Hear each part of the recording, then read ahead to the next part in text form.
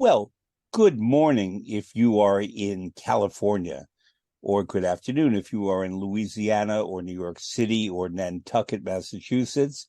Good evening if you are in Europe, in Africa. Uh, Good overnight to people further east. Special love and greetings to our loved ones in Ukraine. Stay strong. We are with you. And welcome to Fred Plotkin on Fridays on Adagio, the place where classical music happens.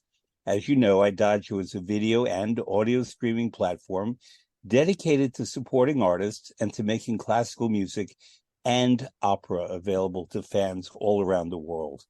When I began Fred Plotkin on Fridays in April of 2020, in the thick of the pandemic, I made a short list of the people that I definitely wanted to have on. It wasn't, given that I've done 180 shows, I think there were 8 or 9 names. And I've had all but one of them.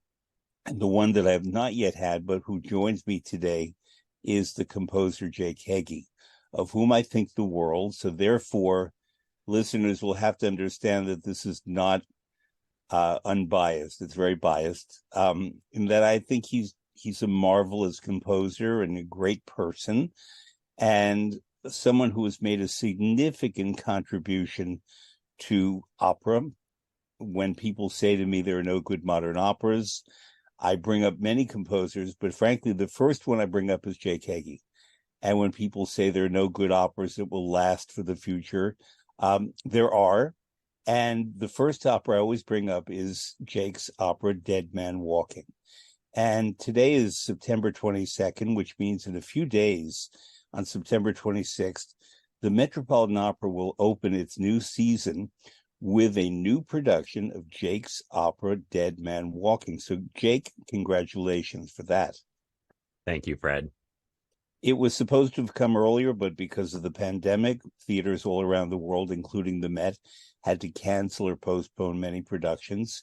And Jake, what I wanted to ask you first, before we get deep into this opera and then some of your other works, is what did it feel like to rev up emotionally, physically, musically, to do it at the Met and then to have it postponed by the pandemic? Well, frankly, the whole thing feels like a miracle to me whenever it happens. So, any night of opera, any single night of opera is quite frankly a miracle because you're asking people to do these superhuman things and this superhuman lift all at the same time in front of a live audience, all based on the pulse that the conductor is giving them from the pit. And depending everyone backstage, front of house, the whole thing is a miracle. So I'm always overwhelmed anytime it might happen. Um, the fact that the opera has been done, it's had 75 international productions already since its premiere in 2000, October of 2000. And the Met production does feel like an arrival of sorts, because it is one of the most important opera companies in the world, and certainly in this country, the U.S. So yeah, I was all excited about it, but I also was filled with disbelief that it's not really going to happen, is it? So when it got postponed, I thought, oh, that figures. And then, but then Peter Gelb rescheduled it, and then he called me and said, "Hey, how would you feel about Dead Man Walking being opening night of the whole season?" I thought, how would I feel? Thrilled. So I'm very revved up and excited and honored and overwhelmed. The cast is beyond extraordinary, and a new production by one of the great directors in the world today, and Yannick Nézet-Séguin conducting. I mean, it is really kind of a dream come true. Yeah, so I'm thrilled, and that it's actually happening. And I've been getting over the past weeks daily posts from the cast about what's going on and how they're feeling and how excited they are. So it's very cool. Now, many people know the title Dead Man Walking from the film that starred Susan Sarandon and Sean Penn, Oscar winners, or perhaps from the book by Sister Helen Prejean, and by the fact that your opera has appeared in 75 different productions around the world. And therefore, there still are people who don't know it. Right. Let's talk about it. I think it's a fantastic opera, and in preparation for our today's conversation, I researched it as if I knew nothing about it, although I saw it in San Francisco in 2000 at its premiere. I've seen it in London. I've seen it in Washington. I've seen it in a few places. Mm-hmm. And with different cast, different performers in the leads, and different phases of American and world history, but specifically American history. And what I found so interesting, and I'm going to hand off to you on this, is that while the notes and the words are the same, and in many cases the performers are the same, world events move forward or Yes. move backward, I think one can often say, and therefore resonate within the words and music of this opera Mm-hmm. in ways that, well, did you anticipate them? Could you have anticipated these changes? Or did you create the work that was born in 2000 and then the opera has made its own way?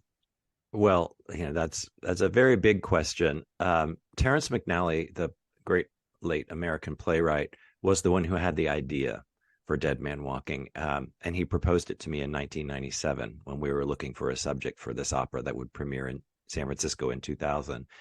And the movie was very popular right then and had brought the death penalty into the national discourse in a very special way, where people started thinking of it not in the abstract, but they had a visual now. This movie, and Susan Sarandon and Sean Penn were the stars. Tim Robbins made the film, and Susan Sarandon won an Oscar for it. And it tells the story of a Louisiana nun who becomes the spiritual advisor to a man on death row, committed a terrible, terrible crime. And he is executed by the state legally. And she walks with him and has to go on this journey with him towards his death, and meets his family, meets the family of the murder victims. It's it's a harrowing journey that almost none of us can imagine. And when Terrence proposed it to me, I literally felt fire, like on my skin, in my hair. Everything stood up. My all the hair on my head was on end, and I just thought that's the most brilliant idea I've heard, because it was surprising. It was not what I was expecting from him, but it's a very American story. It's universal, even in countries that are abolitionist. It resonates. It's also a story of our time, and it is timeless.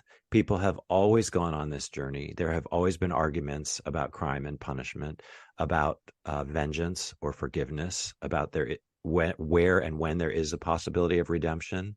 What is redemption? And so it asks all these big questions, but in a very specific, very human, intimate story.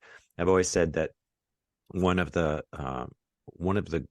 things you need for a successful opera story is an intimate story with large forces at work that are beyond anyone's control. And that's what the case is here.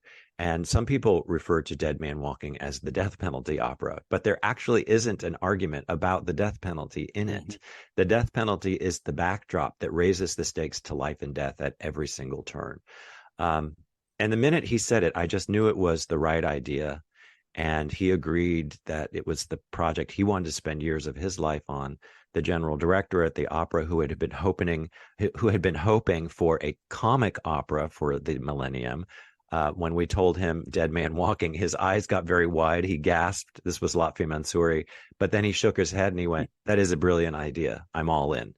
And so everyone recognized that it was bold, it was dangerous, it was timely. Everything that you hope for. And it had currency in the national dialogue, which is something composers in opera have always looked for. In the early days, of course, it was myths and legends, gods and goddesses, royalty, mere mortals, peasants, and famous legends and stories that everyone knew that story. So going in to hear a musical treatment of it, it wasn't, what is that? It's how are they going to do that? And that's what we had with Dead Man Walking. And that element of surprise as to how we were going to make it work on the stage without manipulating people, which was also very important. But I'm as surprised as anyone that my very first opera, Terrence McNally's first opera, this very risky, bold idea was embraced by the opera going public and has now been done in all these productions all over the world. It was kind of shocking to me. I knew it would have resonance for the moment. I didn't realize the ripple effect of it, or that it would have resonance going forward, and maybe even more resonance than at the premiere. It's quite remarkable. I knew Terence McNally very well. We were friends. He and I appeared on the Metropolitan Opera Quiz a lot together. He was from South Texas, so therefore not far from Louisiana. He was a brilliant comedic playwright, but he was also a brilliant dramatic playwright and could do both incredibly well. So it doesn't surprise me that a lot of you Mansouri heard Terence McNally and thought, oh, good, it'll be a comedy, because that comedy is harder to do than drama for many people, but he was equally adept at both.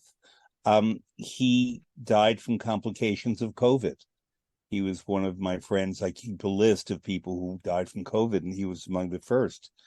And so, but he also wrote Masterclass, famously for opera lovers, and many, many fine plays, a lot of them politically provocative, some of them just giddily funny without political agendas. But one of the things, many things I love about this opera is it presents rather than argues. Mm-hmm. It does not make a case for anyone. Mm-hmm. It's drawn from the source material of the book by Sister Helen Purchon. What was her role in infusing the story into you and into Terence? Well, before I get to her, I mean, it's interesting that you note that it doesn't preach or tell you how to feel or take a particular stand. We go on this journey through with Sister Helen, the character in the opera, and experience all these things as they unfold to her.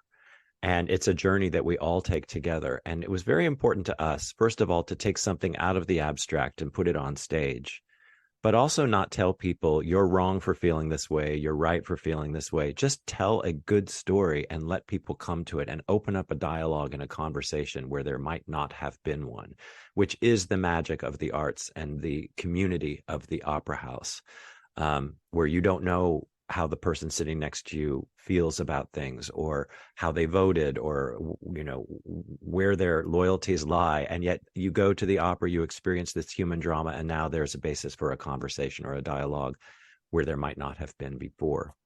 But Sister Helen, she was amazing through the whole thing. She's still with us. She will be there Tuesday night for the world premiere. For the Metropolitan Opera premiere and the first performance of this new production by Ivo van Hove. So she's 85 now and still doing her work and still writing and still traveling. But when she found out that Terence and I were interested in doing an opera treatment of her book, she called me out of the blue and with this very thick Louisiana accent said, Jake, this is Sister Helen Prejean. Now, I hear you want to make an opera out of Dead Man Walking. You know what I said to that, Jake? And I said, no, I don't know. And she said, I said, of course we're going to make an opera out of Dead Man Walking. But Jake, I don't know booscat about opera, so you're going to have to educate me. Now, you don't write this atonal stuff, right? We're going to have a tune we can hum. And I said, I promised her that I write very lyrical, big, soaring, arching lyricism. I believe in all of those things, and that's who I am as a composer. And she said, Jake, I know you're going to have to change things for the stage, just the way I trusted Tim Robbins with the book for the movie, and I knew he was going to have to invent things and change things. I know the stage is a different beast, and opera is a really different beast. She said, you're going to have to change things, invent characters. Jake, the only thing I ask you is that it remain a story of redemption. And I said, absolutely, we are 100% with you. And so with that and her enthusiasm, plus the fact she actually does love to sing, she sent me a tape that I still have, a cassette tape that she would just turn on every now and then and sing a hymn or a tune or something that she just thought up and tell me stories. Enormously helpful in shaping and creating the character on the stage, because she became a real human being, not this sort of stereotype that a lot of people have about a nun. And so going on the journey with her was remarkable because she gave us full license to do what we needed to do creatively. And I wanted her to feel part of it too. So I would check in with her every now and then. I'd send her a recording where I'm just singing.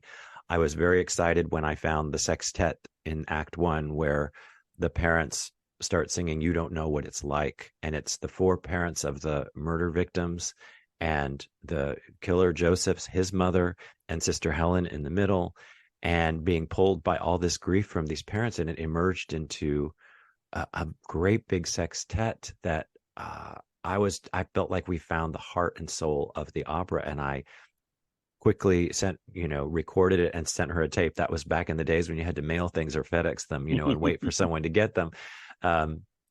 But she was part of the journey the whole way, and she has continued to be. And in a way, I think she's seen more performances of it than I have been able to. Um, you know, all my operas are like my children, right? You do your best to make sure they're healthy and that they can take all different kinds of outfits and treatments and clothes, and then you send them off into the world. And very often I can't be there for productions or performances, but Sister Helen has made it a point, because she believes so strongly that the opera has a power that even the film doesn't have, because you're watching people, three-dimensional people, in the moment go through these things and sing from their heart.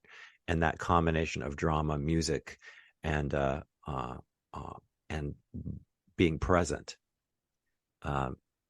makes all the difference. So for her, it's a very, very powerful thing, and she's been a huge champion of it all the way through.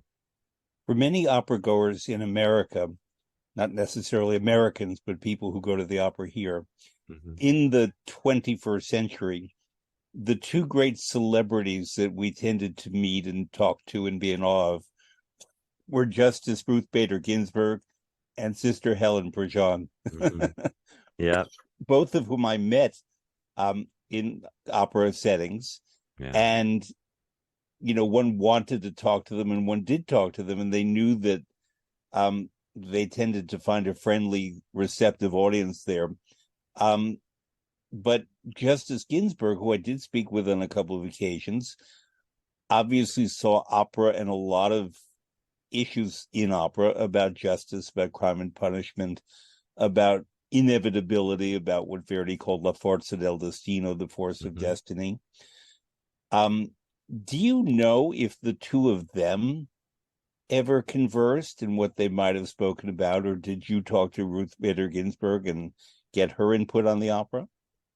She was Justice Ginsburg was a huge champion of the opera, and she's the one who pushed really hard to get it to come to Washington National Opera. She felt it was very important that it come there. I had a lovely relationship with her, a lovely correspondence and connection with her over the years. And she would just randomly send me articles or, letters, and it was just really, really special. She knew Sister Helen's books. She knew Sister Helen's work. They had met before, but they had a real chance to speak face to face when the opera was done at the Kennedy Center in 2017. I was not privy to that conversation, but I did see Sister Helen all fired up to talk to Justice Ginsburg. So I know they had a really good conversation. It was very special. I met RBG in 2014 at the Santa Fe Opera. We happened to be seated at a dinner together, and we just picked up the conversation from there. She came to see Moby Dick when it was at the Washington National Opera. We would cross paths quite a bit, and she just believed she was fascinated by the history of social justice in opera, and starting from the very early days.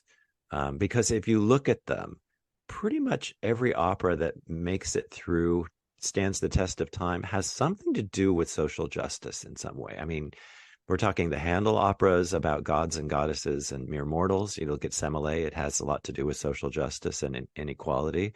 And you have, the Marriage of Figaro, which does it with comedy and drama. But going through time, it resonates. It's not beating you over the head. It's just telling a story that makes you consider these differences and these issues. And so she was a big fan of Dead Man Walking, specifically because it didn't tell the audience how to feel. It just swept them in through music and great theater and emotion and big singing that like traditional operas have done, and left you maybe with a different perspective on a human experience at the very end, which is frankly for me the goal. I've always said that every opera that I can think of has, in some way or another, as part of its context or its ideas, politics and social justice. And all but one opera is also about sex. The and the only one that is not about sex is Boris Godunov. Okay. There's a father and his children, but it's not about sex. That's so funny. But all the others are. And because these are human feelings and human emotions and human Yeah. frailties, and the interlacing of what we see as justice and rights Mm-hmm. and how we should be treated and treat others as humans relates often to our romantic and our hormonal feelings as well. Mm-hmm. They get intertwined. And one thing I want to point out about this opera, among many things, especially to our listeners who are not in the United States, is that it's set in Louisiana.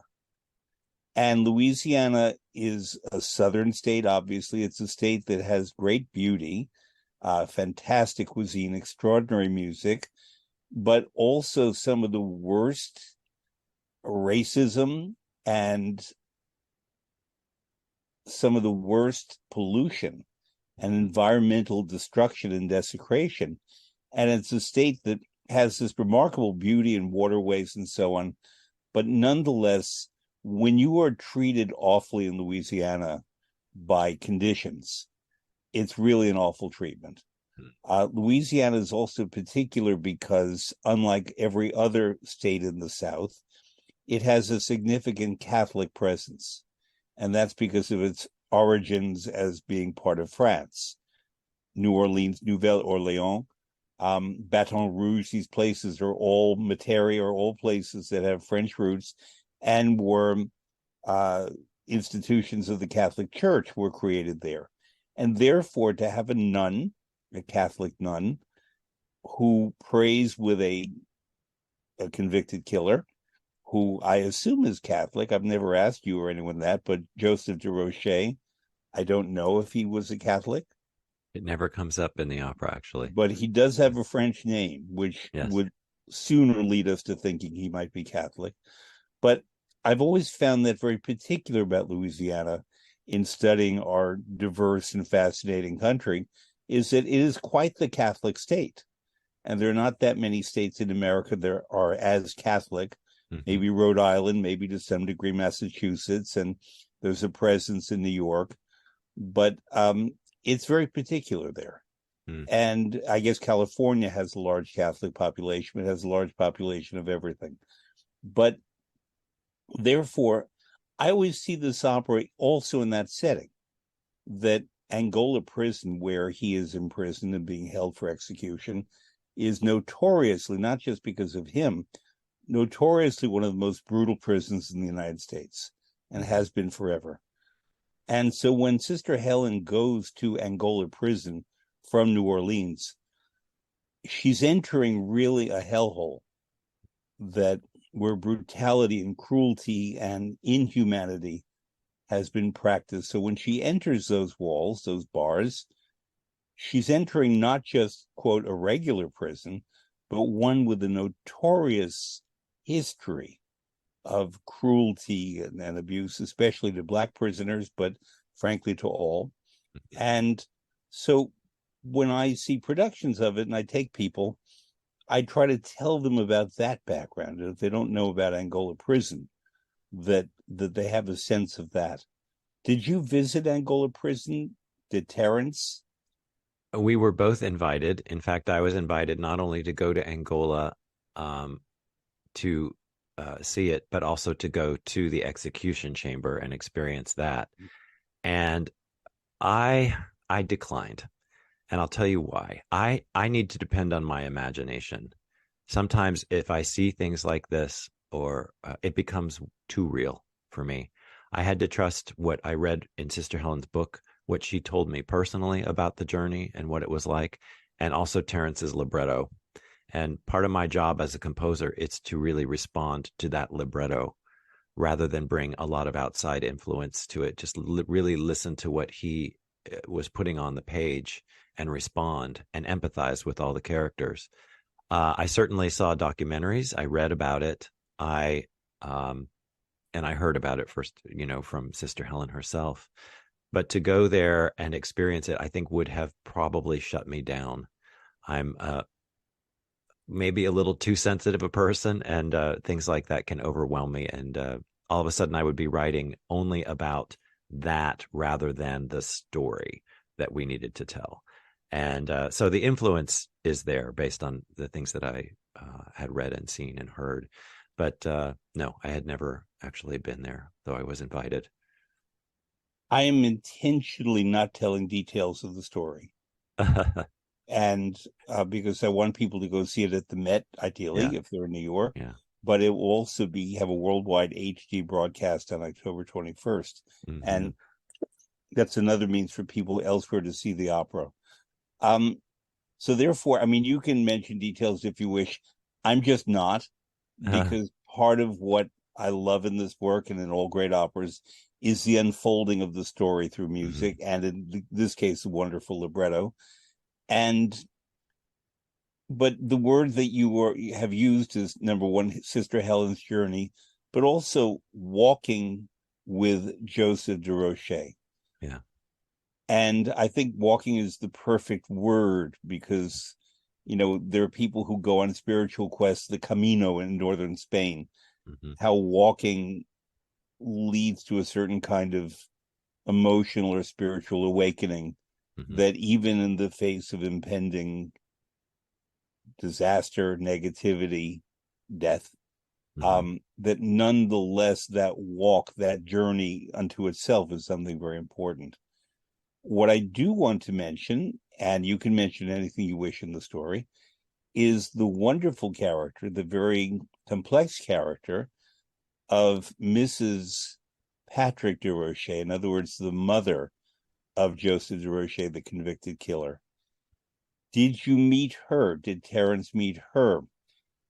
Talk a bit about her role in the story, because it's an amazing role. Yeah. Well, these are invented characters. These are characters that Terence invented based on the journey in Sister Helen's book. In her book, there are actually two different cases, two different killers, two different families. Tim Robbins brilliantly consolidated that into one so that, it would be easier for the moviegoer to follow the story. And Terence decided to do the same thing. But he really created characters that spoke to him, rather than basing them entirely on true life characters. And so the name Joseph de Rocher was a name that Terence invented. And the mother, that role is very, very important in the book and also in the movie. But in the opera, she really is the one where the story turns in a way, because the way Terence brilliantly set up this libretto, and I have to give a few plot lines here, is he brilliantly opens it with the actual crime, where we see who did it and what happened as an audience. As a community, we see. So there's no doubt in our mind that this is the guy, this is what he did, it's horrible. Now what's going to be our response? And that's when Sister Helen walks in singing a hymn, imagining this whole situation that just happened, because she's been invited to become his spiritual advisor. And so she goes on this journey, and she meets Joseph, and then she meets the parents of the murder victims at the pardon board hearing, where the mother first comes out. So we've had all of this experience, hearing about this crime, having seen it, feeling empathy for the kids that were, the teenagers that were murdered and their families. And then all of a sudden, there's another parent that steps onto the stage. It's like, oh, he's got a mother. He's got a family. What must it be like for them? And that is the very special moment when things turn emotionally in the opera. And that leads to that sextet that I was telling you about, where the parents all express their grief of, you don't know what it's like. Um, but that character also is special to me because I wrote it specifically for Frederica von Stade, one of my great friends, a great colleague and muse. Um, I had met her like 10 years before that. And when I started writing songs, I wrote some for her. She took me around the world to do recitals with her. And so when I was going to be writing my first opera, I said to Flicka, you know, I need you to be in this opera. You just have to be. And I said, would you like to be Sister Helen? And she said, no, no. She goes, I want you to think about one of the younger singers coming along who that'd be a good role for. And that eventually was Susan Graham. And, but she said, I do want to be a role. And I said, you want to be one of the parents? And she thought for a second. She goes, I want to be his mother. I want to see what it's like as a parent. You try so hard to protect your child, to see that they have a safe path in the world. And when it goes so terribly wrong because of circumstances beyond your control, maybe you're poor, maybe you have no access to any help of any kind, maybe you've got physical ailments, and you do your best for your kid, but still something goes terribly wrong and you can't help but feel partly responsible. And that's part of her psyche, Mrs. Desrochers, Joseph's mother, whenever she appeals to the pardon board, whenever she talks to Sister Helen, is this sense of guilt, like I did something terribly wrong and I'm responsible for this in some way too.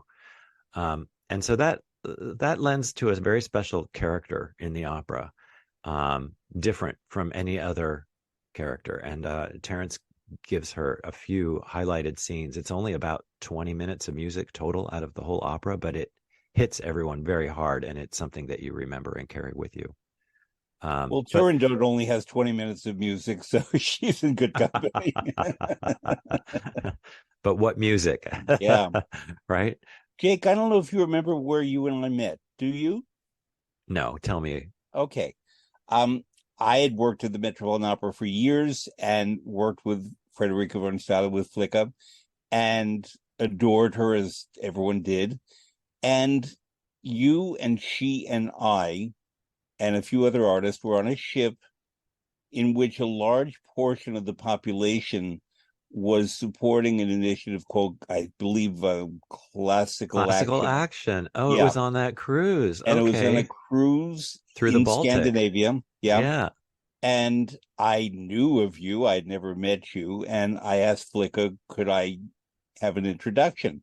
So she very dearly sat us down and we had tea or coffee. And that's how I met you. Wow. That was And 15 years ago. at least, 2008. oh, 2008. okay. Yeah. So you know Yeah. better than I. But, when I said at the beginning of this that I made a very short list of people that I wanted on my show, and you were one of them, she was another. And I can tell you that when she appeared for New Year's, I believe it was, in my very first season, so from 2020 into 2021, and I asked people what shows of mine they've seen from this series. Everyone without exception says the best show was the one with Frederica von Stade. And I Oh, agree. You're yeah. great. Oh, thank you. No, no. She's there. She's another level. I mean, Yeah. literally my bracelet says, what would Flicka do? And Yeah. if I'm in a difficult situation, because Yeah. she's taught me so much about, being not only a good artist and good colleague, but just about being a good human being, Yeah. and she just talk about walking a walk. She really does walk the walk every single day. She's amazing. I agree with you. Yeah. Um, so Susan Graham, another artist I revere. You tend to write for singers I love. Um, for many years, and starting at the beginning, was the first Sister Helen, Hmm. and now has, I'll say, graduated to the role of the mother of Mrs. de Yeah. Rocher. And this is another thing I find very interesting about your opera and the way it's grown in the world, is that women who have sung Sister Helen move on to sing Mrs. de Rocher, which is a very different role. They both relate to Joseph, but Yeah. in very, very different ways. One of them is a nun and the other is a parent. Hmm. Um, and I don't know if did Susan Graham do it in Washington? I think She did the mother in the Washington. mother. Yeah, Yes, so I that was have her seen her first do the time. mother. Yeah, Yeah, that that's was where her I first saw her time. do the mother, and I look forward, of course, next week to seeing her do it again here in New York. Um, have could you have imagined that the opera would be such that there would be two roles? It's kind of like the Rosenkavalier and maybe Le Nozze di Figaro in certain operas where a singer will go from one role to another in the course of her career. No, I could never have imagined. I was just writing, the Mm. idea that the first cast was Susan Graham, who was she even 40 years old at that time, and um and Flicka, at the peak of her powers, just to have those two to walk the walk with was really, really special. And it was a production by Joe Mantello, who's become Yes. a great Broadway director, and the whole cast was extraordinary. And no, it was amazing. But and since I think Susie is the first one to sing both roles, to move from the role of Sister Helen into the mother. I don't know another mezzo who has. There may be, but Susie is the one that I know of, and it's a perfect role for her right now, and she's singing so gloriously, as everyone will hear at the Met. I'm going to ask this question in the most delicate way because I believe it should be asked delicately. Okay. Um, Nowadays, there are people who think they know what should be, who insist that a certain kind of vetting be done, either of religious, sexual, racial background, political feelings, before a person is allowed to take a role. Famously, Bradley Cooper has just made a film, a biography of Leonard Bernstein, in which he plays Leonard Bernstein. Mm-hmm. And there are people who have carped that he can't play it because he's not Jewish or the role should go to Jews. And I'm not saying that this only affects Jews because black people in black roles, white people in white roles, whatever Mm-hmm. we want to call it that. My opinion is that that vetting really doesn't belong. I Mm-hmm. do say that if an artist is of a particular background, he or she may have a particular connection to the role. But I mean, Bradley Cooper, to my knowledge, is not gay, and Leonard Bernstein, though married, was gay. Mm-hmm. I don't believe that we only cast gay actors in gay roles and Jewish actors in Jewish roles and so on. But given the very political and religious nature of the story of this Mm-hmm. opera, I'm not saying that there has been and should be vetting, but has it come up that particular artists who may take one of the roles may have very strong feelings about the death penalty one way or the other, or maybe a very practicing or non-practicing Catholic, and that informs their approach to the role? Not that I'm aware of. The thing is, we wrote roles that are just very human, and I think can be inhabited by many, many different people. Um, and and what they bring to the role will resonate strongly, because and differently from other people because of what they bring. And that's what I like to do is leave that room for singers to bring their experience to a role. Um, we've had a variety of, I mean, I think there's been Jewish Sister Helens. I think there's been, Janae Bridges sang Sister Helen. She was the Mhm. first Black singer to do Sister Helen. She did that in Vancouver. We've had many different kinds of Josephs. You don't have to be a murderer to play the role of Joseph de Rocher. So do you have It to be a helps not to Catholic? be. Right. Or so do you have to be a Catholic to play the role of Sister Helen? It's a human journey. It's not necessarily about one of those things. It's about the human being. And that's what interests me the most. I will say that with all of the people, the mezzos that have sung the role of Sister Helen, they do come sort of with a preconceived notion about what a nun is like. They hear the word nun and they think, oh, I have to behave this certain way. And I make sure that they meet and speak with Sister Helen so they get a sense of what she's really like, and that it's a human being who happens to be on this journey as a nun. But that does not define a certain kind of behavior or look or movement. It's she's who she is. And it frees these singers up so much. Does Mrs. Desrochers have to have had an association with, someone who's been executed? I don't think so. I think they're human journeys. And part of what the arts do, and certainly opera, is give empathy and perspective. It's why it's interesting for artists to take on different roles and for us to learn from them in those different roles. Look at all the different people singing Violetta now in Traviata. It was limited to white sopranos for a very long time. And thank goodness that has opened up so that you can hear Ana Maria Martinez sing Violetta. You can hear Angel Blue sing Violetta. You can hear, uh, Pretty Yende. You can hear all of these different people sing Violetta. And each will bring a different perspective and idea and empathy to that role. And that's fabulous. That's the kind of characters I'm interested in writing. There's one character we've not mentioned in the opera. Mm-hmm. There are more than one, but one I want to bring up specifically, Sister Rose. Yeah. Talk about her, because number one, she's a soprano, so she's in a mezzo soup, and there she's swimming as a soprano. Yes. But she's also a very particular role. Yes. And that, diversity has always been very, very important to me, opening up different possibilities for different roles.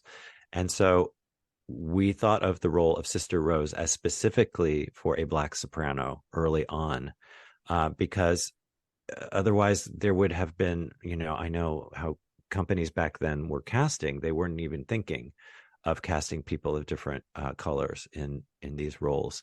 And so to insist that there's a role, that be played by a Black soprano was very, very important. And it's a wonderful role in that she is the rock and the heart and soul that Sister Helen leans on throughout the whole thing. She's Sister Helen's closest friend and ally. She helps her with perspective on the journey that she's on. She's constantly reminding her where she's needed, what she needs to be thinking about and doing. It's a really remarkable role. And the Met has LaTanya Moore, who's just, it's a mind-blowing talent to do the role. But it was very important to me early on that this possibility be there, to insist on diversity being part of it. And that's been true in every opera that I've written. I've really tried hard to make sure that somehow we bring diversity to the table. Now, of course, it's a different field, and it's expected. But back in 20 plus years ago, it was not expected. Now, I think it's fair to say, and I know you've said it, that you have a very particular affinity for the mezzo soprano voice. Mm-hmm. You and Gioacchino Rossini, both of you. And you have written beautiful, wonderful roles in music for Frederica von Stade, Joyce DiDonato, Susan Graham, Jamie Barton, and Sasha Cook, mm-hmm. all of whom I think are the cat's meow. They're all wonderful, wonderful artists. Sasha Cook specifically, I knew when she was very, very, very young and worked with her at the beginning of her career. When Marilyn Horn and I were leading classes, and we had 4 students, and Nadine Sierra, Joshua Stewart, the tenor, Andrew Garland, the baritone, and the mezzo was Sasha Cook. And all 4 of them were picked by Marilyn, spectacularly gifted at the ages of 20 and 21 and 22. She has grown into a career where she does a lot of classic roles, but also contemporary music. And many composers write with her in mind. Mm-hmm. And you were one of them. Mm-hmm. What is it like to write? You said, of course, for Frederica von Stade, but for a younger artist such as Sasha Cook and Jamie Barton, who we'll get to in a moment, very specifically, do you write to the voice, to the talent, to the temperament? All of the above. Yeah. It's the whole package. I mean, that's what made Flicka so special, right? To write for her is that I could see her on the stage. I liken it to if you were say a screenplay writer in movies, and you were invited to write a screenplay for a movie that was going to be made about the life of Eleanor Roosevelt. And you're like, okay, sure. And then you say, oh, and by the way, we have Meryl Streep to play Eleanor Roosevelt. Well, then all of a sudden things become very clear, right? And it's all about that clarity. You can see how she will look, how it will feel. You know that you can then explore anything because the great actress that she is. And it's the same with these wonderful mezzos and other singers that I get to work with, you know. Sasha has a light about her that is inexplicable, and it's not something you can learn. It's just part of who she is. She radiates. You can't take your eyes off of her when she's on the stage and when she's singing. The color of the voice is so luscious and beautiful and bright and touching, goes right to your heart.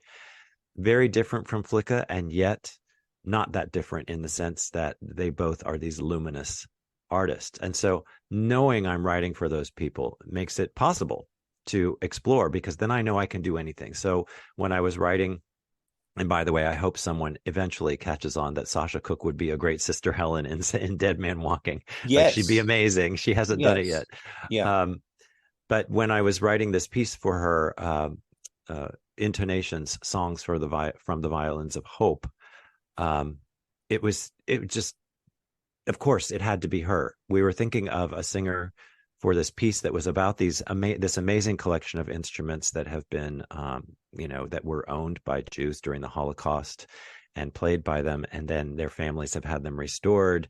And there is this collection that moves around, and I was invited to write a piece for them, featuring those instruments. And then I just knew it needed to be a song cycle, and the singer had to represent the voice of the violin.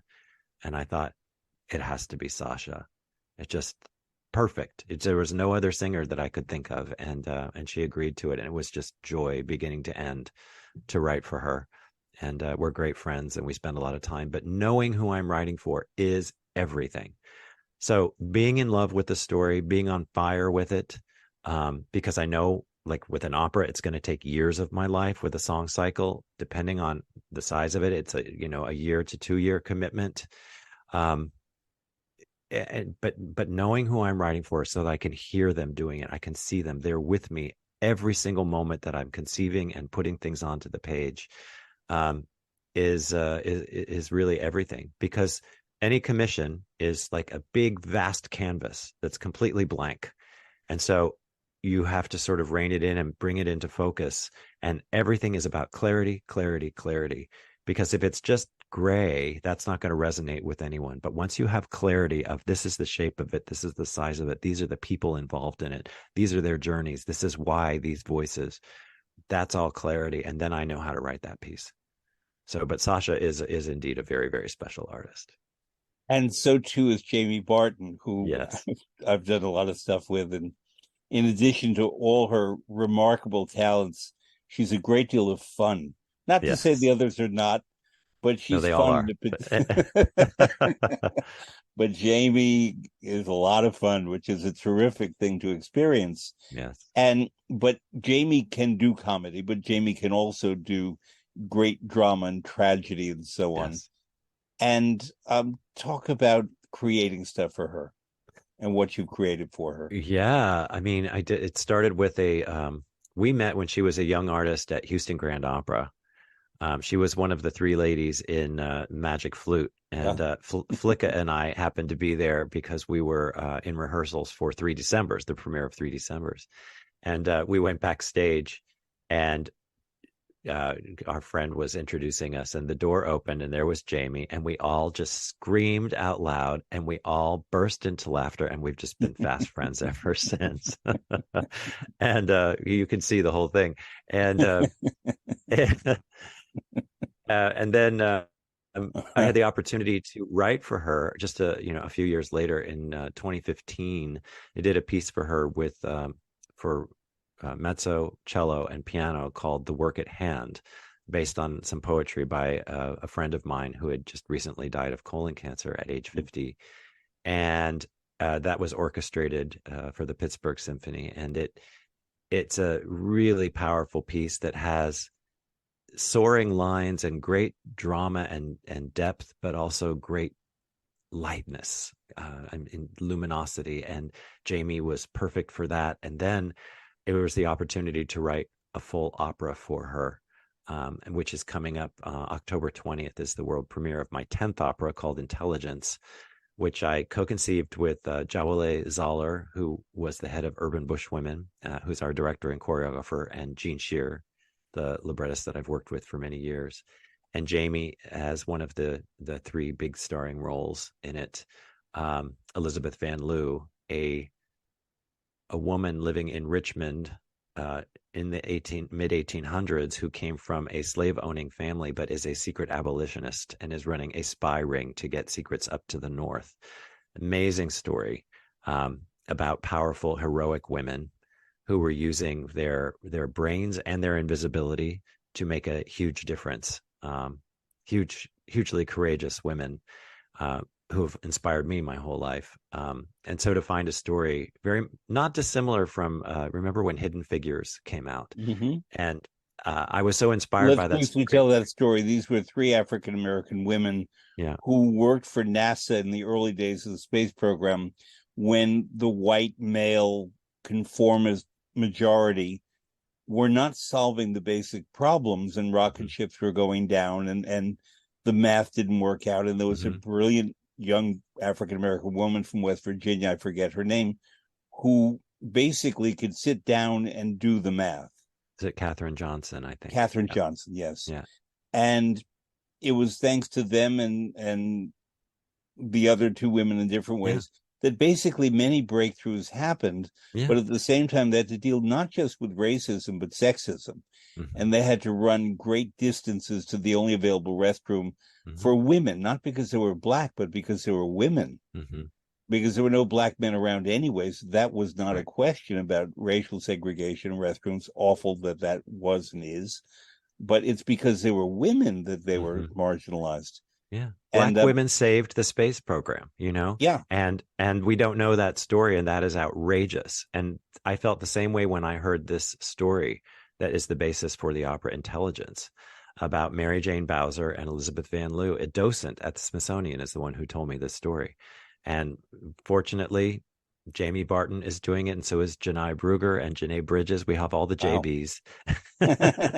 Jamie Barton, Janai Brugger, Janae Bridges. We have Joshua Blue, the tenor, uh, and that it's a stunning cast, and all people that I know well and admire, and who are so excited to take on these roles and tell this remarkable, complicated, difficult story. And yes, it's a bit dangerous to tell this story um, because of all the issues we've been through over the past few years, especially in this country. But the arts are for that, to work out these things and also to take on things that might seem dangerous. If we only ever play it safe, what are we doing it for? I feel like Dead Man Walking was dangerous to take on. And I feel like this was precarious, but I feel like we found our way. Uh, we have an amazing creative team, like I said, with Jawale and Jean. And then the Urban Bush Women Dance Company is going to participate in roles and in movement. And it's the first piece I've ever done where words, music, and movement are equally important in telling the story. Very, very exciting. And the conductor is Kwame Ryan, who I've Mm-hmm. never worked with, but I'm looking forward to working with.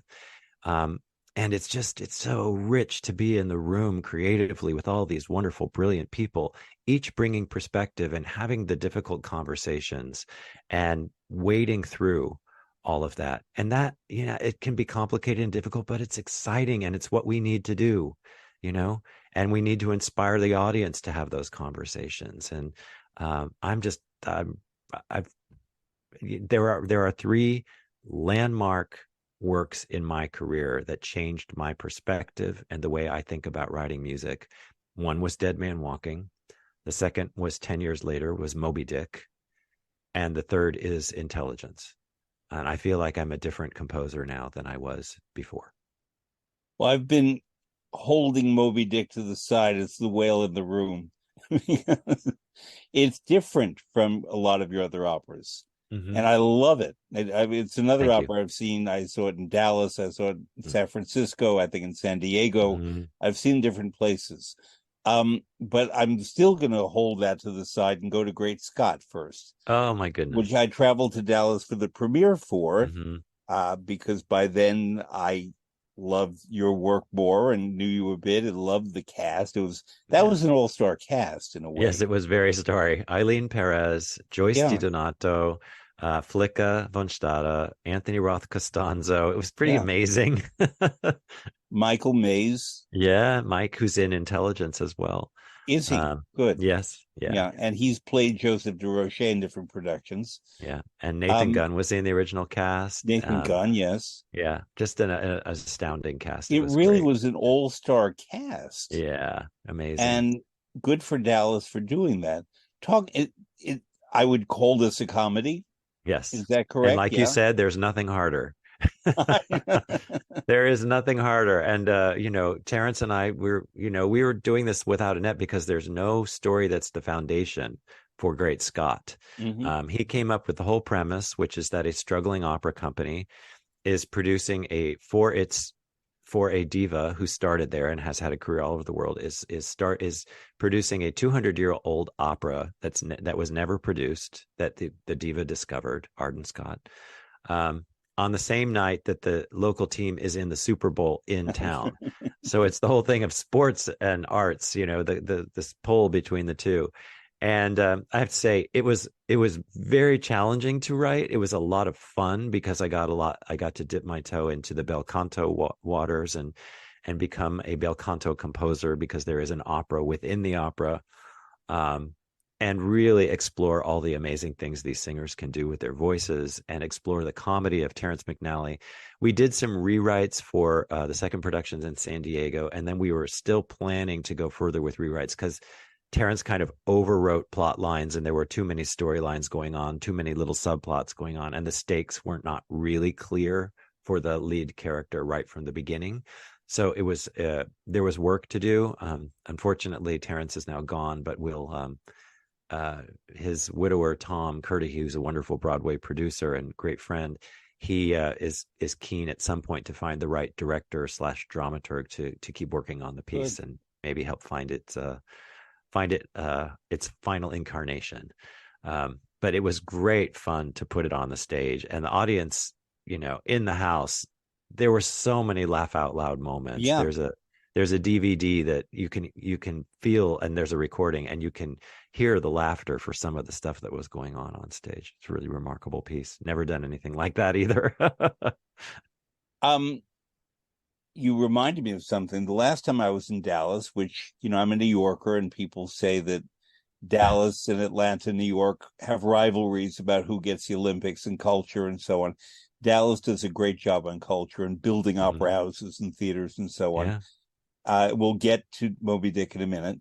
But the last time I was in Dallas was just like a month before the official beginning of the pandemic. And I flew there to hear Fabio Luisi conduct Salome with the Dallas Symphony Mhm. on Super Bowl Sunday. And the Dallas Cowboys were not in the Super Bowl, but it was a ghost town that night. Yeah. And the performance was in the afternoon, but I went with a friend. We couldn't find a meal. Everything in Dallas was shut down because Yeah. everybody was watching the Super Bowl, The which Super is Bowl. football, American football for our listeners abroad. That's so Now, funny. Moby Dick, Yes. I adore this opera. Thank you. It Me is, too. for many people, the great American novel. I don't want to say that there's one Jake Heggie opera that I love the most. I would say you are most famous for Dead Man Walking, and you know that I love it, but I also adore Moby Dick. Thank you. And I think generically we could say, as a category, it might be grand opera, except that there are not that many roles, but Mhm. nonetheless, it has an epic scope in its story Yes. and its music that is very different from the focused drama of Dead Man Walking. And I've not seen Intelligence yet, that I can't tell you. But Great Scott obviously was a comedy. Mhm. 3 Septembers I saw, Decembers, December's. Yeah. Decembers I saw in San Diego, and it's a Mhm. wonderful work, but a very intimate work, and it's in a Yes. different way. So Yes. therefore, um, this too is a departure from everything else you've done. Mhm. It was done to open the Winspear Opera House in Dallas. Dallas Opera commissioned it. Mhm. And um, Dallas, the Winspear is a wonderful theater. It's very bright with its decoration is very Texas. Hmm. And Yeah, that's not a criticism, but right. it's just it says we're here to make a big splashy opera house, and we're going to put a lot of money in it, and it's acoustically great, and I love it. It's not a Hmm. complaint, but it has a you definitely know you're in Texas when you go to the Windsor Opera House. And so what I'd like to know, among many things about the opera Moby Dick, was premiering an opera in a theater, a complicated logistically opera that was brand new. Yes, It's kind of terrifying. like when Samuel Barber had Antony and Cleopatra at the New Met. Mm, There were all kinds of challenges based on the fact that the production teams had not really used the technology before. yeah. No, it So, was terrifying. It was terrifying. It was also the creative team, which was brilliant. Leonard Foley was the director, and Robert Brill was the designer, and Elaine McCarthy was doing projections. And it was a new opera house.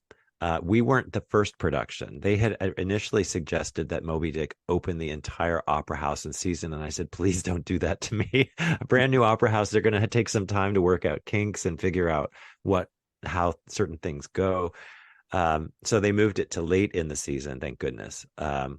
So they had already produced, I think, 2 or 3 operas by the time Moby Dick was in rehearsal, and they had a better sense of what the challenges were. But the Lenny Folia and his team had this vision of using a lot of computer graphics that were projected, and this was, even though it was 2010, it was only 13 years ago. It was still fairly early days for the kind of technology they wanted to use.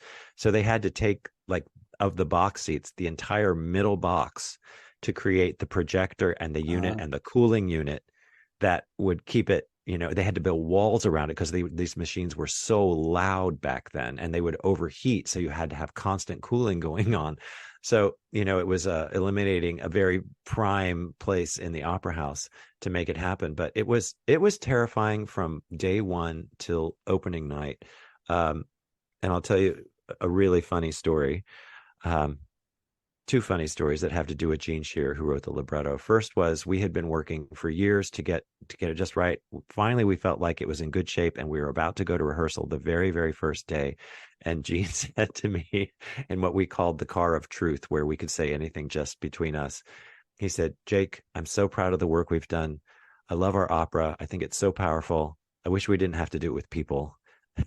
They're going to have opinions. They're going to tell us what they don't like. He says that it's so pure right now, and I understand that feeling, but it actually turned out okay. But the feeling was so much trepidation because we loved it so much and we'd worked so hard. But it was terrifying going into that first day of rehearsals to see if it was actually working, and then in the theater with all this technology we were working with that was brand new. And at the final dress of Moby Dick, when it was having its premiere in Dallas, the final dress, they still had not done the computer graphics or film work for the final 30 minutes of the mm. opera. So they were in the next day working all day. And then the day of the premiere, they were in working all day. And at 5 o'clock of the day of the world premiere of Moby Dick, they finally had to kick the creative team out so they could get the theater ready. So they kicked the creative team out. And I didn't find this out until later. But at 7 o'clock, they still had not opened the house for a 7:30 curtain. Oh. And and I thought something is terribly wrong. And I find out later that someone had looked to make sure that the projection equipment was working. And there's 40 seconds of deliberate nothing on the footage for the video until constellations and stars start to appear during the prelude.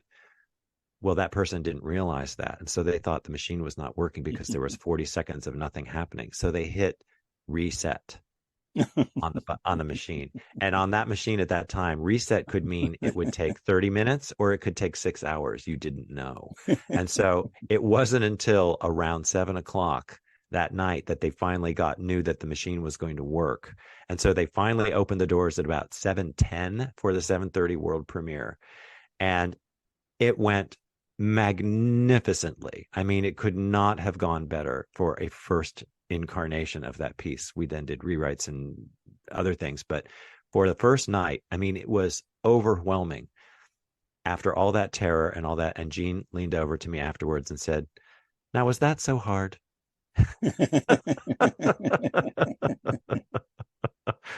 Yes, that was hard. So it was a journey all the way through. I mean, I remember in a rehearsal where Stephen Costello was, who played the original Greenhorn slash Ishmael, the person who says "Call me Ishmael" at the end. He was way up in sort of the crow's nest of the ship, and he was singing this big aria, and he had a hat on that was putting a shadow over his face. And I said to the director, "I can't see his face. Could you please ask Stephen to, either push the hat back or, take it off?" And so Lenny did. And I was privy to this conversation from a distance. And he said, "Jake really wants you to take your hat off." And he goes, "I like my hat."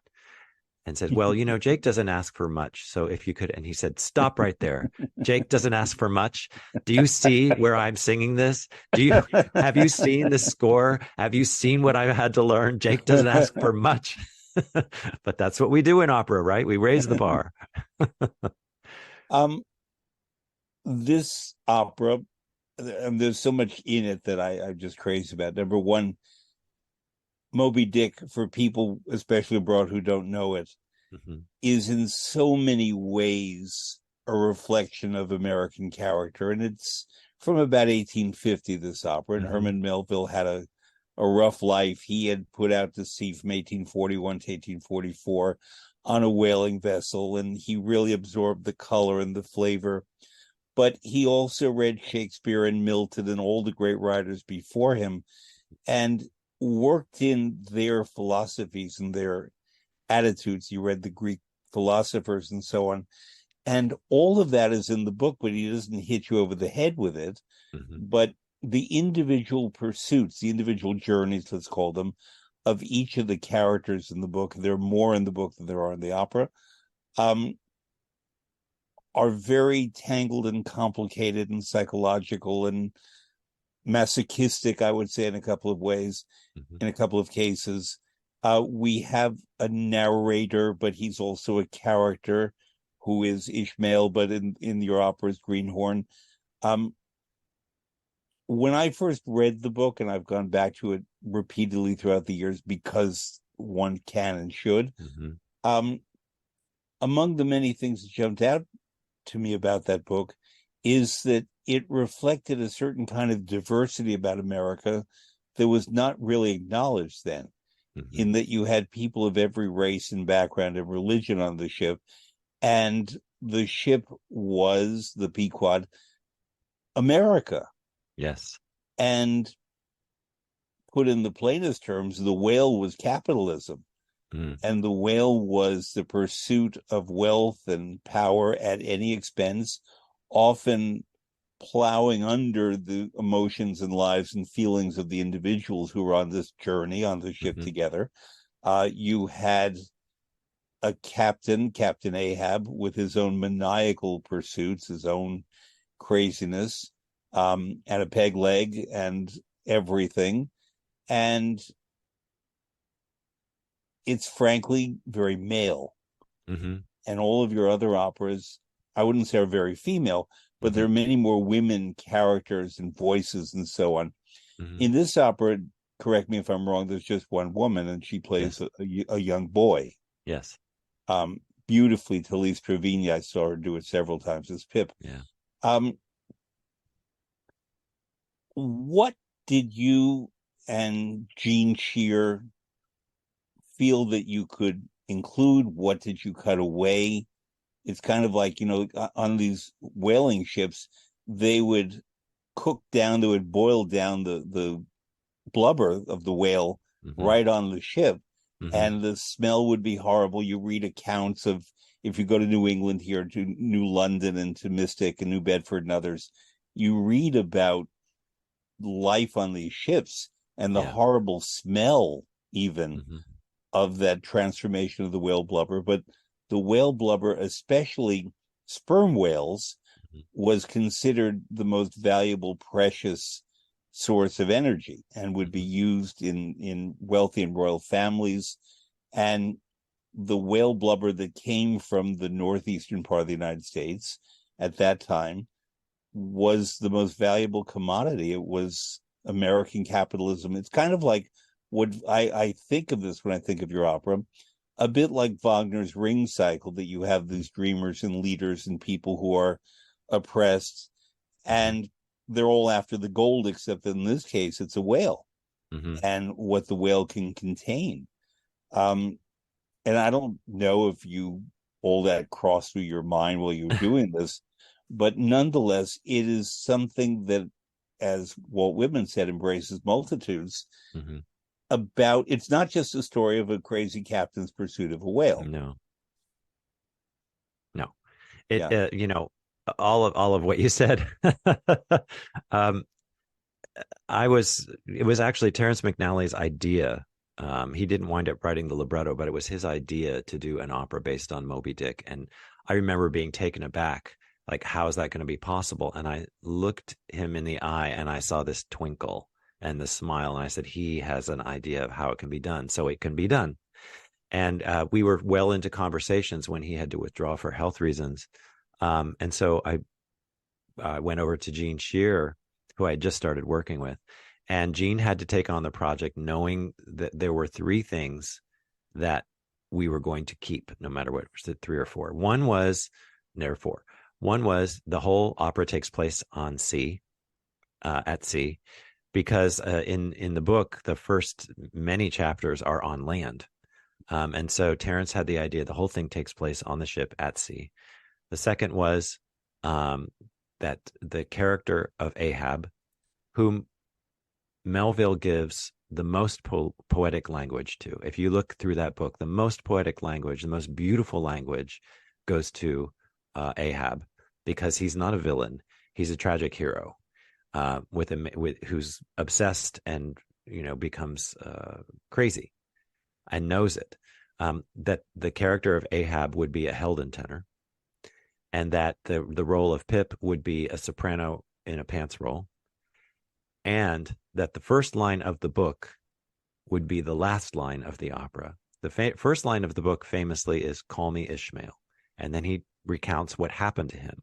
Well, by moving that to the end of the opera, we watch Ishmael / Greenhorn in real time, living this journey, which gave us permission to change things, move things around, leave things out, because it's a young writer's imagination. It's basically Melville on his journey, watching this with wide eyes as he sees, the cruelty of it, some of the beautiful things that emerge, the terrifying things that happen.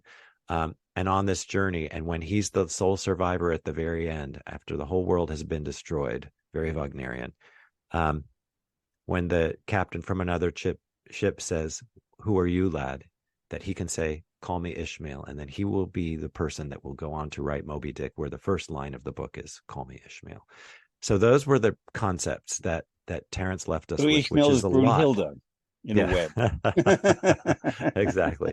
So, it opened up the world because we had Ishmael being an active character right from the beginning, not reflecting on something that had already happened, but living it in the moment. We could actually create things that a writer would then later embellish, and we could leave things out, so that we could tell the basic threads of the story, because by contract with the Dallas Opera, because they wanted to keep it under control, we had 8 lead characters. That was fine. And then we had a men's chorus, and the full orchestra. So we were not allowed to go over. We could do some standout roles from the, choristers singing a couple of lines here and there. But, so the limitations are actually very helpful, because it helps in shaping it. So Gene and I both read that book like 2 or 3 times, circled places that meant something to us, language that particularly inspired me, and then figured out what the shape was going to be. It starts on sea, and it ends with the destruction of everything and "Call me Ishmael." So what's the arch of it? What are the pillars? What are the major moments? What are the monologues? What are the ensembles? What happens at the end of Act 1? Where does Act 2 begin? it was very challenging, but also because of that concept of Ishmael being an active character, not different from like in a different way, but the way Sister Helen is for us in Dead Man Walking. She is our every man, every woman, every person that we follow along through that journey. It's the same with Ishmael. As he's learning, we're learning.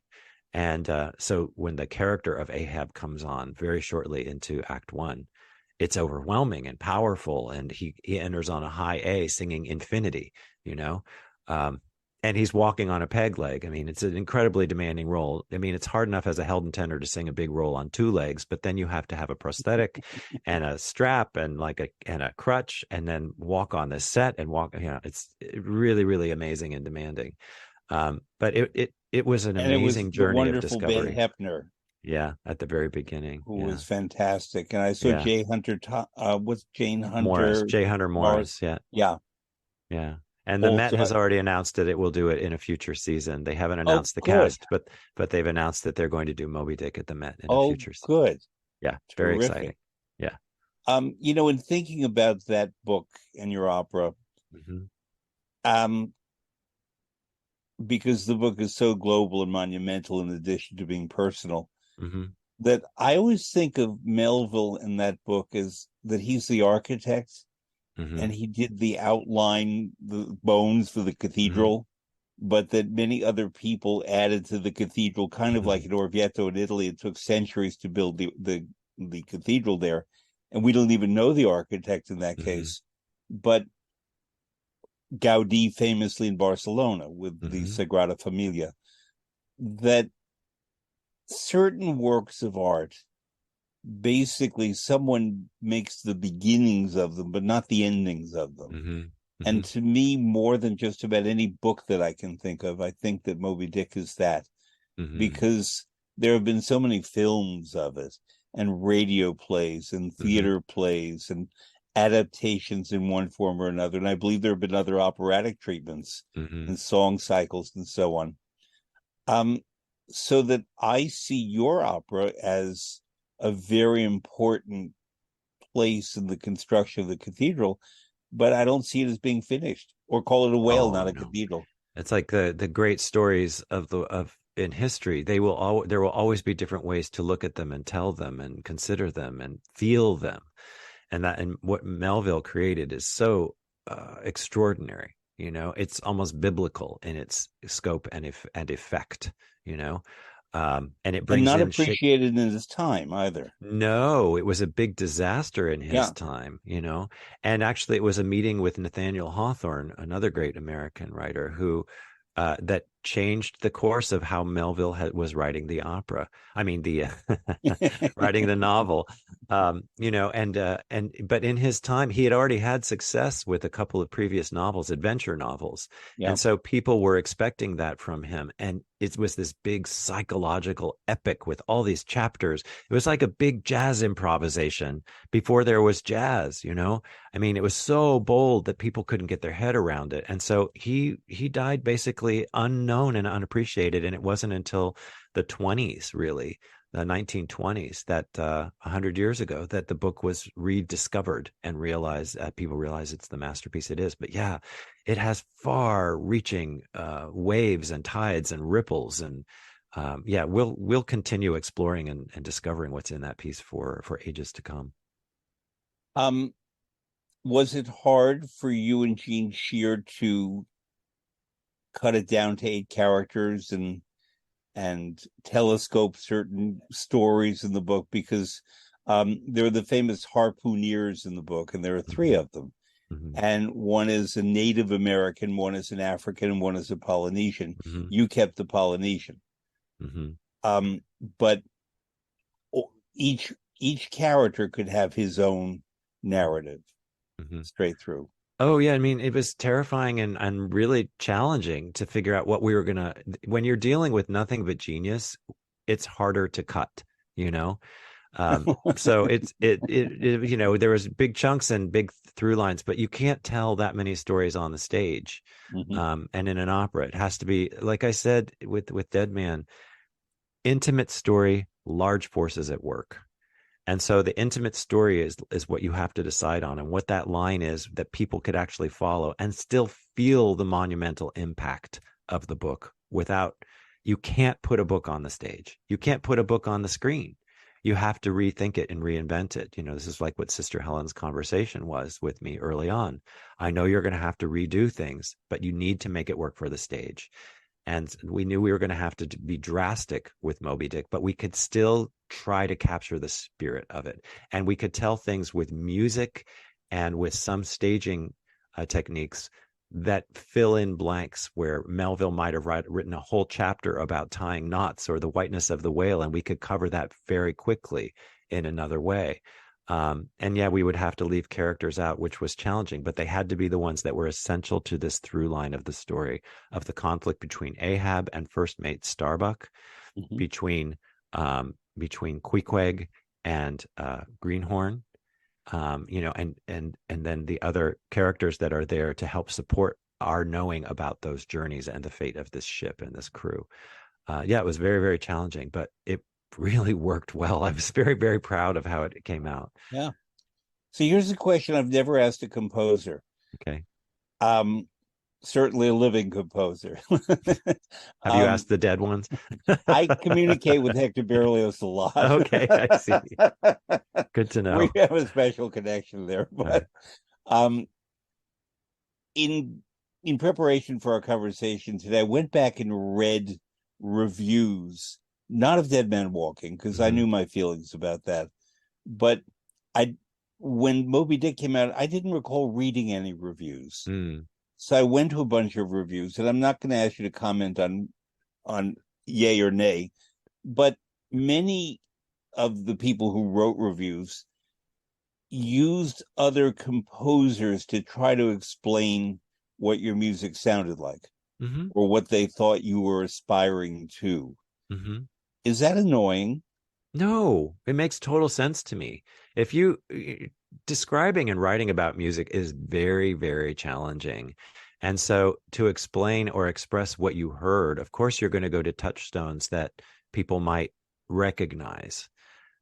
As long as they didn't say, oh, it was a total ripoff of this composer, then I am the sum total of, all the experiences that I've had, with other composers, with listening, with experiencing live music, and filtering those hopefully into an honest language that is my own.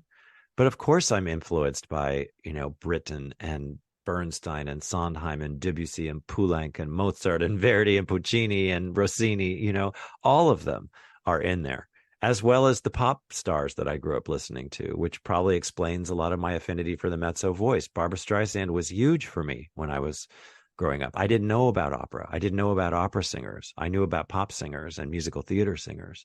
So all of that is in my creative DNA and psyche as well.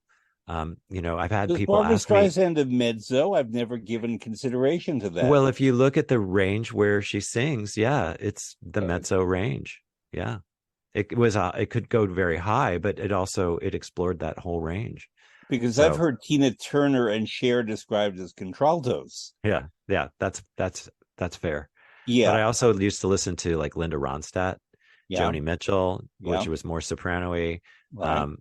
But I mean, and then like you listen to Peggy Lee or Shirley Horn, or those are voices that I knew growing up, and Streisand was the biggest. I was a huge fan. But it all adds up to, the creative psyche and persona of who I am. And I will draw on whatever I need to in my experience and in my imagination in service of the story. It's not that I'm deliberately thinking, oh, we could use a little Sondheim color right here. That's not in my head at all. Someone later might say, that's very similar to something Sondheim might have done, which I take as a great compliment. But it wasn't in my head to emulate or imitate in that moment. It's just something that is in service of the story and part of who I am. So it does not bother me when they use other composers. If you were describing a visual artist to someone and you didn't have a picture to explain, you might say, well, it has a little of the impressionists in it, but it also has this, and expressionism and the sense, you might name specific painters, for the same reason. That way people can get their heads around it, Mhm. because it's very hard to describe those things that are so abstract. But no, and what was great about Moby Dick was there was a general feeling of something extraordinary happened, and whether you liked it or not, something happened that was quite extraordinary, and that's the most I can hope for, is that it will leave a mark where people will feel a little different after they experience the piece than they were before. Final question. I know I Okay. could ask you many, many, but we have time constraints. Um, is it true that you compose by hand? Yes, I still write everything by hand. I don't I don't see why I wouldn't, frankly. It I Music is very physical to me, and having that visceral connection to the page is really, really important. Making a mess is a big part of creativity, and if you're doing things directly onto the computer, I feel like you're missing a step. So yes, I write everything by hand and I send it off to a copyist. And there's a lot of back and forth with corrections and everything, but um, the ability to make a mess and find my way out of it, and maybe find something in that mess that resonates as truthful and honest, is very important. Plus the experience of writing on the page. I tell young artists all the time, young composers, I said, I want you to imagine a scenario where you've really, really hurt your mom's feelings. She's very unhappy. She's crying. Okay, are you going to send her a text and say, Mom, I'm so sorry? Are you going to send her an email? Mom, I'm so sorry. Or are you going to find the perfect card, the perfect piece of paper, the perfect pen, and sit down and really think about it and start writing, Dear Mom, I am so sorry? Which of those contains the most emotional weight right from the start? Writing by hand. It's a personal, visceral connection to the page. And I need that in order to create what I do. And so that's true with the piano score. It's true with the full score. Um, yeah, all of it. I also find I wrote my first book by hand.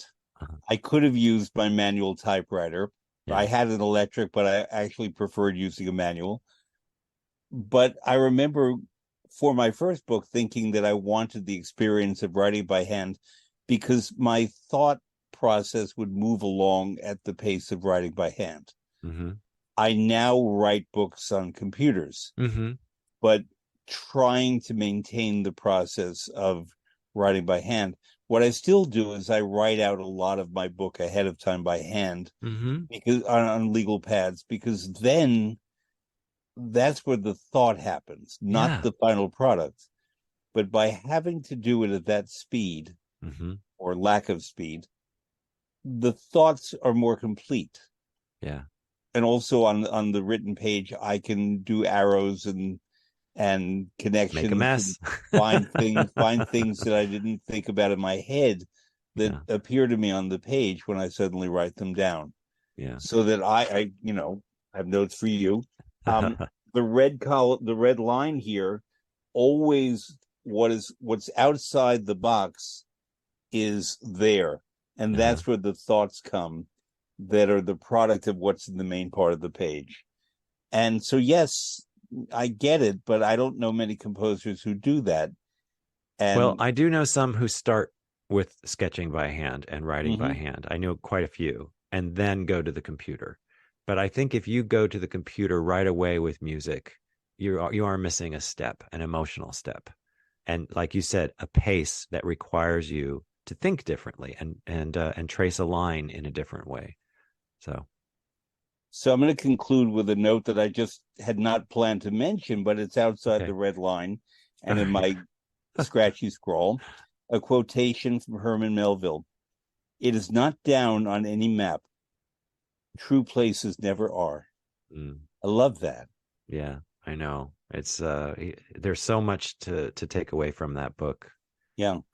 It's really remarkable. And what does he mean by true? And what does he mean by a place? It's a great, great, great mind. I'm so Yeah. glad that people appreciate his work now. He had to put a lot of stock in the future, the same way Dickinson did, Emily Dickinson, and the way a lot of artists have had to do. Yeah. Um, it's really, really remarkable. Um, that kind of genius and that level of talent finally being recognized and embraced and appreciated on a daily basis. And faith Yeah. and fortitude. Hector Berlioz was another one Yeah. where we're talking about that he really was not acknowledged in his lifetime for the greatness that he was. Yeah. He was a controversialist, if that's a word. And he was a lightning rod for criticism and so on. But he was creating things that people just couldn't define or embrace. And I think that was the underpinning of my question a bit about you're being compared to other composers, for example. I think you made a good point about points of reference, but also in terms of painting and visual arts. That's how we begin the way into imagining. But I do think that hearing and listening, which are not the same thing, but hearing and listening with music is a very different experience and requires skills and focus that looking at painting and visual arts, it comes easier. Yeah. So, yeah. But all I can say is I'm thrilled that we had this conversation. I'm Thank you. thrilled that I'm going to be at the Metropolitan Opera next week for the season opener of Dead Man Walking, your opera finally coming to the Met. Congratulations. Thank you. Toy, toy, toy, as they say in opera. Thank you. And I hope to see you there. That would be Thank you. terrific. I will be there. That's for sure. I I know wouldn't you, miss it. but I'll see you on the stage and I'll be cheering for you and for your All right. cast. Thank you. Thank you, Fred. Thank you, Jake Heggie. I appreciate it. Take care. You too. See you soon. See you next week.